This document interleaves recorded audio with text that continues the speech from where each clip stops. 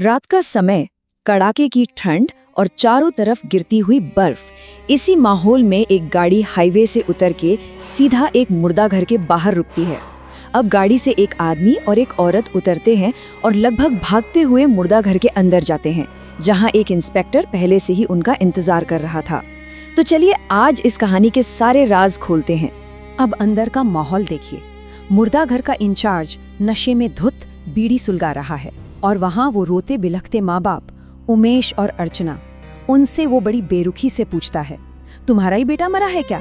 मतलब सोचिए, उसके ये शब्द उस दर्दनाक माहौल को कितना कितना ज्यादा भयानक बना रहे होंगे, जहाँ वो अपने बेटे विक्रम की लाश की पहचान करने आए थे। और जैसे ही उमेश ने अपने जवान बेटे को कफन में लिपटा हुआ देखा, बस वो खुद को रोक नहीं पाए। उनका सारा दुख, सारा दर्द अब गुस्से में बदल चुका था। वो सीधा इंस्पेक्टर कबीर के पास गए, उनका कॉलर पकड़ा और उन्हें दीवार से सटा दिया। चिल्लाकर बोले, बताओ मेरे बेटे के साथ क्या हुआ, बोल, नहीं तो यहीं खड़े खड़े तेरी वर्दी उतरवा दूंगा। एक बाप का गुस्सा था ये। इंस्पेक्टर कबीर ने किसी तरह उमेश को शांत कराया और फिर उन्हें बताया कि विक्रम की लाश कहाँ मिली है, और वो जगह थी बदनाम विक्टोरिया हॉस्टल के ठीक पीछे। लेकिन इंचार्ज की इन चेतावनियों के बावजूद इंस्पेक्टर कबीर ने उस दुखी पिता से एक वादा किया। उन्होंने कसम खाई कि वो इस रहस्य को सुलझा कर ही रहेंगे और विक्रम के कातिल को सलाखों के पीछे पहुंचाएंगे, फिर चाहे वो कोई भी क्यों ना हो। और बस यही वादा उन्हें एक ऐसे खतरनाक रास्ते पर ले गया जहां से लौटना शायद मुमकिन ही नहीं था। तो अगले ही दिन इंस्पेक्टर कबीर एक कॉलेज स्टूडेंट का भेस बदलकर पहुंच गए विक्टोरिया हॉस्टल। लेकिन वहां पहुंचते ही उन्हें कुछ बहुत बहुत अजीब महसूस होने लगा।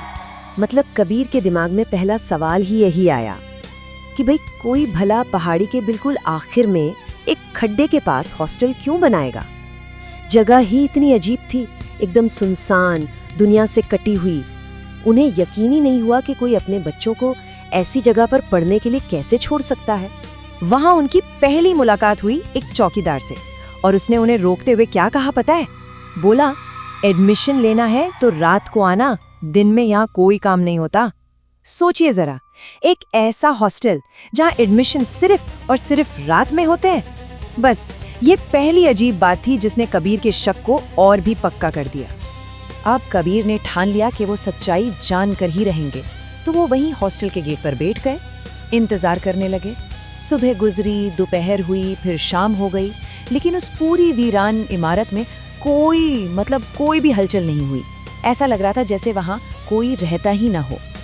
धीरे धीरे रात ने भी अपनी काली चादर फैला दी, लेकिन हॉस्टल अब भी उतना ही वीरान था।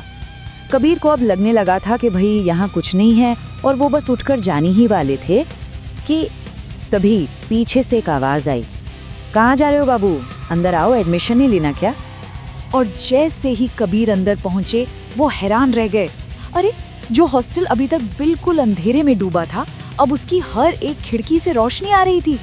रिसेप्शन पर एक वार्डन बैठा था। उसने बिना कुछ बोले कबीर को कमरा नंबर 307 की चाबी थमाई और एक रूल बोर्ड की तरफ इशारा कर दिया, और वहां लिखे थे 3 अजीबो-गरीब नियम। पहला, यहाँ कोई किसी से बात नहीं कर सकता। दूसरा, ना तो किसी और के कमरे में जाना है, ना किसी को अपने कमरे में आने देना है। और तीसरा, एक बार कमरे में चले गए तो बाहर नहीं निकलना है। मतलब ये किसी हॉस्टल के नियम तो बिल्कुल नहीं लग रहे थे, ये तो किसी जेल के कायदे कानून लग रहे थे। तो कबीर अपने कमरे में पहुंचे, कमरा नंबर 307। उन्हें इस बात का जरा भी अंदाजा नहीं था कि असली खौफ तो अब शुरू होने वाला था। और तभी बाहर से एक जोरदार चीख गूंजती है। कबीर फौरन चीख की दिशा में अपने कमरे से बाहर भागे, लेकिन बाहर कोई नहीं था। कॉरिडोर की लाइट भी अब अजीब तरह से टिमटिमा रही थी, कांप रही थी। कबीर को बड़ी हैरानी हुई कि इतने जोर की चीख सुनकर भी कोई अपने कमरे से बाहर क्यों नहीं आया।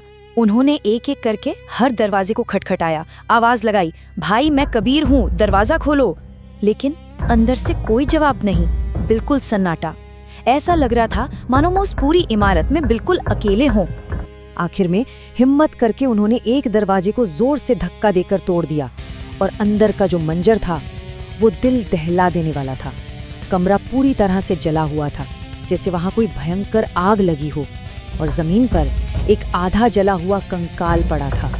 कबीर जैसे ही उस कमरे से बाहर निकले, उन्होंने देखा कि पूरा का पूरा हॉस्टल आग की लपटों में घिरा हुआ है और जिन दरवाजों के पीछे से पहले कोई आवाज नहीं आ रही थी, अब उन हर दरवाजे के पीछे से चीखें सुनाई दे रही थी।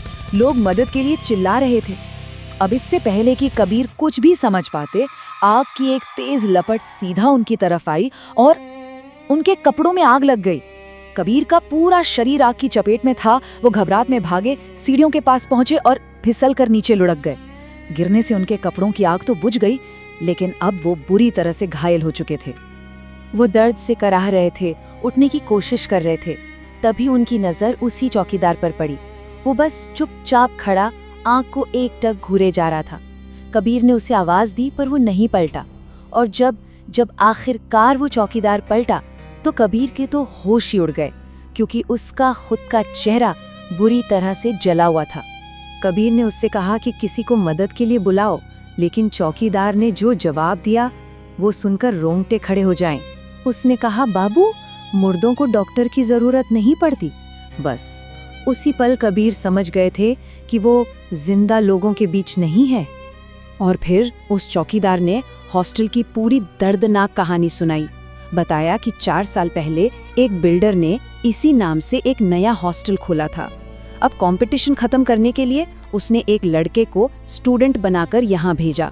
उस लड़के को दिया गया कमरा नंबर 307। फिर आधी रात को उसने बाहर से सारे कमरों को लॉक कर दिया और पूरे हॉस्टल में आग लगा दी।